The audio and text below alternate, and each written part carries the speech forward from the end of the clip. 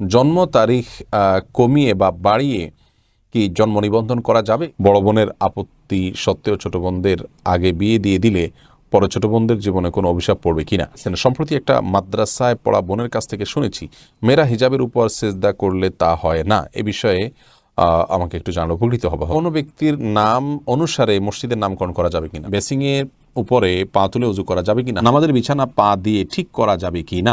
মাওলানা শব্দের অর্থ কি? বিছানা জায়নামাজ বিছিয়ে নামাজ পড়া যাবে কিনা? মুস্তাফিজুর রহমান জানতে চেয়েছেন জন্ম তারিখ কমিয়ে বা বাড়িয়ে কি জন্ম নিবন্ধন করা যাবে? যেমন বয়স্ক ভাতার জন্য বয়স বাড়িয়ে, আবার চাকরি বেশি সময় পাওয়ার জন্য বয়স কমিয়ে জন্ম নিবন্ধন করা যায় হবে কিনা? ভাই মুস্তাফিজুর রহমান, এটি তো মিথ্যা। আপনার যেদিন জন্ম হয় না সেদিনটাতে আপনাকে লিখতে হবে, এটা মিথ্যা কথা লিখতে হবে। অতএব মিথ্যা কথা লেখার অপরাধ এখানে হচ্ছে, মিথ্যা হচ্ছে। আবার সেই সাথে আপনি যে কর্তৃপক্ষের কাছ থেকে সুবিধা নিচ্ছেন তার সঙ্গে প্রতারণা করছেন, তাহলে ডাবল অপরাধ হলো, কবিরা গুনাহ হলো। সাধারণ একটি কবিরা গুনাহ, মিথ্যা কথা বলা হলেও এখানে ডাবল গুনাহ হচ্ছে এবং দুইটাই কবিরা গুনাহ হচ্ছে, মহাপাপ হচ্ছে। যার কারণে কোনো মুসলিম কিন্তু মিথ্যা কথা বলতে পারেন না। নবী আলাইহিস সালাম সহিহ বুখারী হাদিসে বলেছেন, মিথ্যা বলতে বলতে মানুষের নাম মৃত্যু হিসেবে আল্লাহর কাছে লেখা হয়ে যায়। আল্লাহ কোরআনে বলেছেন, আল্লাহ লানাতুল্লাহি আলাল কাযিবিন, আল্লাহ লানত বর্ষিত হয় মিথ্যাবাদীদের উপরে। যার উপর আল্লাহ লানত বর্ষিত হবে সে চাকরি করে পেনশন নিয়ে বা বয়স্ক ভাতা পেয়ে কি আগাতে পারবে? কিছুই আগাতে পারবে না। আল্লাহ তার ধ্বংস অনিবার্য রেখেছেন। বিধায় মিথ্যা কথা কোনো মুসলিম কোনো অবস্থাতেই বলতে পারেন না। আল্লাহ তাআলা আমাদেরকে হেদায়েত দান করুন এবং সৎ সাহস দান করুন, আমরা যেন সকল প্রকার অবৈধ সুবিধা পাওয়ার যে হাতছানি সে সমস্ত লোভ থেকে আমরা যেন মিথ্যা প্রতারণার আশ্রয় না নিই। এরপরে কোররাতুল আইন এই আইডি থেকে আপনি জানতে চেয়েছেন অবিবাহিত বড় বোনের বয়স 40-এর কাছাকাছি, পরিবার থেকে চেষ্টা করছে অনেক বিয়ের জন্য, কিন্তু এখনও আল্লাহর হুকুম হয়নি। এমত অবস্থায় অন্যান্য ছোট বোনদের যদি বিয়ের জন্য প্রপোজাল আসে, তবে পরিবার থেকে কি তাদের বিয়ে দিয়ে দেয়া শরীয়তের দৃষ্টিতে জায়েজ হবে? বড় বোনের আপত্তি সত্ত্বেও ছোট বোনদের আগে বিয়ে দিয়ে দিলে পরে ছোট বোনদের জীবনে কোনো অভিশাপ পড়বে কিনা? আপনার কি জানি বলে বাইসেরিয়ালেই সবাই হবে, সক্ষমতা আসবে। একজনের সক্ষমতা বেশি আছে বা একজনের সুযোগ তৈরি হয়েছে, তিনি আগে করে ফেলবেন। এটি কি খুব স্বাভাবিকভাবে দেখা উচিত। মুসলিম পরিবার এটা নিয়ে বাড়াবাড়ি করা উচিত নয়। অভিভাবকদের উচিত উদারতার সাথে দেখা, বড় বোনকেও কাউন্সেলিং করা উচিত এবং বোঝানো উচিত। যদি বড় বোন না বুঝেন, ভুল বুঝে তিনি অভিশাপ দেন, তাতে ছোট বোনের ক্ষতি হবে না। কারণ অন্যায়ভাবে অভিশাপ দিলে সে অন্যায় কারোর কোনো ক্ষতির কারণ হয় না। তারপরেও ছোট বোন সম্ভব হলে এখানে সমন্বয় করবেন, না হলে বোনকে বোঝাবেন। আল্লাহ তৌফিক দান করুন। এমনি নীলুফার ইয়াসমিন মাইশা আপনি জানতে চেয়েছেন সম্প্রতি একটা মাদ্রাসায় পড়া বোনের কাছ থেকে শুনেছি মেয়েরা হিজাবের উপর সেজদা করলে তা হয় না। এ বিষয়ে আমাকে একটু জানালে উপকৃত হতাম।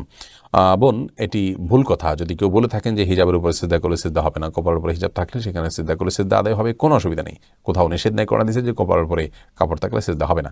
তবে মুখমণ্ডল ঢেকে সিজদা করা উচিত নয়। সাধারণ অবস্থায় যেখানে অন্য কোনো পরপুরুষ নেই সেখানে আপনি মুখমণ্ডল না ঢেকে ওটা খুলে সিজদা করতে হবে। হাদিস স্পষ্টভাবে মুখমণ্ডল ঢেকে সিজদা করার পর নিষেধাজ্ঞা রয়েছে। সৌরভ হক আপনি জানতে চেয়েছেন কোন ব্যক্তির নাম অনুসারে মসজিদের নামকরণ করা যাবে কিনা? অসুবিধা নেই, ব্যক্তির নাম অনুসারে মসজিদ। সাহাবা ইকরামের যুগে বিভিন্ন গোত্রের নামে অমুক গোত্রের মসজিদ এরকম নাম হতো। অতএব কোনো ব্যক্তির নাম অনুসারে নাম মসজিদ হতে পারে, সমস্যা নেই। তবে যদি সেই ব্যক্তির নামকরণ তিনি নিজেই করেন এবং উদ্দেশ্য থাকে তার নাম সবাই জানবে, তাহলে তো সেটি গুনাহ হবে, রিয়া হবে। আর যদি অন্যরা কোনো ব্যক্তির নামে মসজিদের নামকরণ করে ফেলেন এবং শুধু চেনার জন্য করেন যে এটা অমুকের মসজিদ অমুক করেছেন সেটির জন্য, ভিন্ন কেউ করলে যেহেতু তার রিয়ার ব্যাপার, লৌকিকতার ব্যাপার নাই, অতএব সেটি জায়েজ হবে, কোনো অসুবিধা নেই। এরপরে সাইদা সুমাইয়া জারাহ জানতেছেন বেসিংয়ের উপরে পা তুলে উজু করা যাবে কিনা? হ্যাঁ বোন, বেসিংয়ের উপরে পা তুলে আপনি উজু করতে পারেন, কোনো অসুবিধা নেই। যদি আপনি পড়ে যাওয়ার রিস্ক না থাকে বা নিচে পানি পড়ে অন্যদের পরিবেশ নষ্ট না হয় বা সেটা মুছে দিয়ে আপনি করতে পারেন, তাহলে করতে পারেন, কোনো অসুবিধা নেই।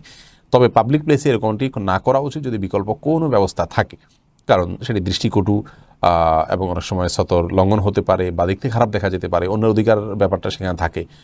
তো সেই জন্য এমনটি না করা উচিত পাবলিক প্লেসে। সীমা আক্তার জানতেছেন নামাজের বিছানা পা দিয়ে ঠিক করা যাবে কি না? নামাজের বিছানা পা দিয়ে ঠিক করতে কোনো অসুবিধা নেই। নিলয় সঞ্জিদা জানতে চেয়েছেন মাওলানা শব্দের অর্থ কি? বোন, মাওলানা শব্দের অর্থ হলো আমাদের অভিভাবক, আমাদের বন্ধু, আমাদের শ্রদ্ধাভাজন, এরকম বিভিন্ন অর্থ হতে পারে।